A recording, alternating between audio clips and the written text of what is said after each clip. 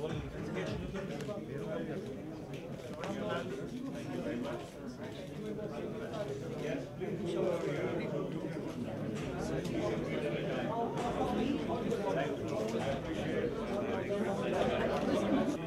would like to see all your academy and all the coaches. I will be there. Okay, you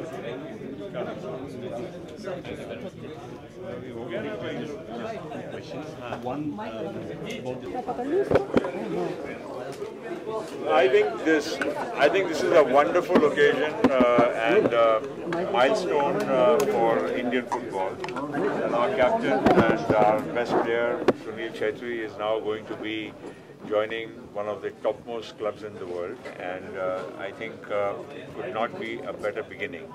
And even for Sunil, I think it will bring tremendous exposure and experience, which will be very useful, not for him personally alone, but for the Indian national team and for even, I would say, the development of football in our country.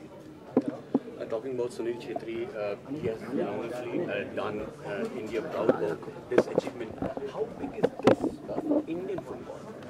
Certainly, because at the end of the day, you see, we have to integrate our football with the rest of the world.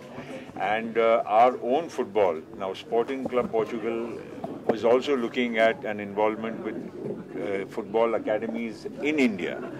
Similarly, I hope other major clubs across the world, Man U has already started a football academy in Mumbai. Of course, that is a commercial academy, but at the same time, if there are more and more international clubs which come to India and get involved with the football development program, and eventually, I'm hoping that even our major I-League clubs may have involvement of foreign clubs along with the local ownership, because that should be our objective. That over a period of time, international clubs should have some kind of an involvement with Indian football directly. And I think these kind of initiatives will make that happen in the near future. Sir, talking about AIFF has done, contributed a lot for the Indian football.